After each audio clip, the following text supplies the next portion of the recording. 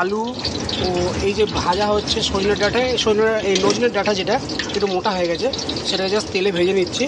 এটা দিয়ে সর্ষে ও পোস্ত দিয়ে রান্না করবো। এই যে সর্ষে আছে, টমেটো আছে, আর পোস্ত আছে, আর কাঁচা লঙ্কা পেস্ট করা আছে। এটা দিয়ে আজকে সর্ষে ও পোস্ত দিয়ে আলু ও সজনের ডাঁটার চচ্চড়ি করব। তো তার জন্য তেলটা গরম করতে দিয়েছি। তো তেল আমার গরম হয়ে গেছে, তো তেলের মধ্যে হালকা পাঁচফোড়ন দিয়ে দেবো।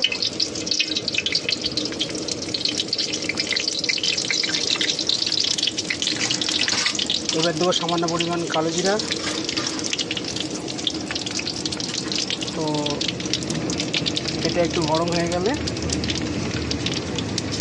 ফোড়নটা আমার হয়ে গেছে, এবার আলুগুলো দেবো।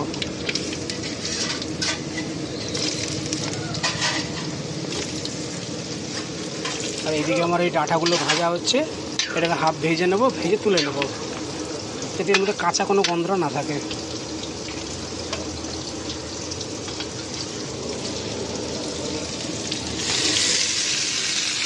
তো সামান্য পরিমাণে আমি একটু হলুদ দিয়ে দেবো,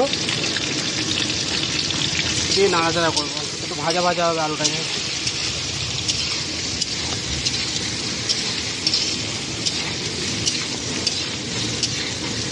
আর এই ডাঁটাটা ভাজা হয়ে গেলে আমি এটা ছেঁকে তুলে নেবো,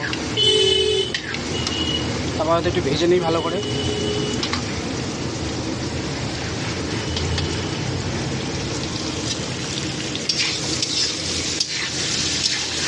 আমার আলুটা ভাজা হয়ে গেছে, আর ওইদিকে ডাঁটাটা ভাজা হয়ে গেছে, তুলে নিয়েছি। এবার এই মশলা দেবো।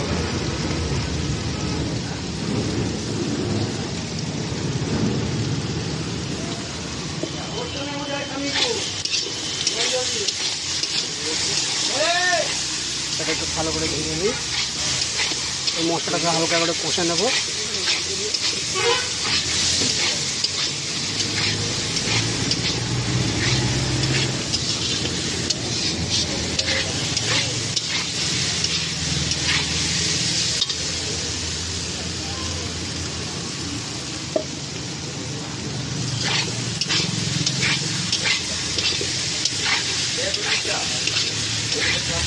কষে নেওয়া হয়েছে, এবার এই ডাঁটাটাকে দিয়ে দেবো।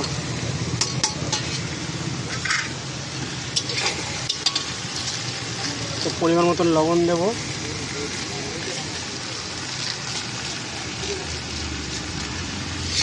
আর যেহেতু কাঁচা লঙ্কা দেওয়া আছে তাই এক্সেস লঙ্কা দেবো না। এটাকে একটু ভালো করে নেড়ে চেড়ে নেবো।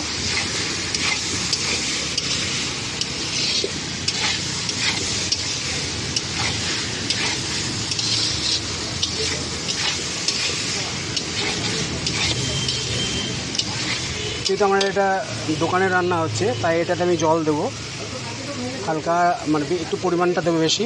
বাট আপনারা যদি বাড়িতে করে খেতে চান তো সামান্য পরিমাণ জল দেবেন, যাতে গ্রেভিটা ডাঁটাটা বা আলুর ভেতরে যায়, সেই কারণে। তো একদম গামাখা যে এখন যেরকম আছে আপনারা সেরকম টাইপেরও করতে পারেন, তাই সেইভাবেই পরিমাণ মতন জল দেবেন। আমার পরিমাণ মতন জলটা দিয়েছি, এবার আমি ঢেকে রাখবো। জলটা ফুটে একটু কমে যাবে, রেডি হবে যখন, তখন নামিয়ে নেবো। আবার তখন ঢেকে দেবো আর স্টিমটা একটু বাড়িয়ে দেবো। আছে আমার ধনে পাতাগুলো দেওয়া হয়ে গেছে। তো আমার এটা রেডি, এবার এটাকে নামিয়ে দেবো। দেখুন আমার এটা রেডি হয়ে গেছে, নামিয়ে নেবো। নামানো আমার কমপ্লিট হয়ে গেছে। কালারটা কি সুন্দর এসছে দেখুন।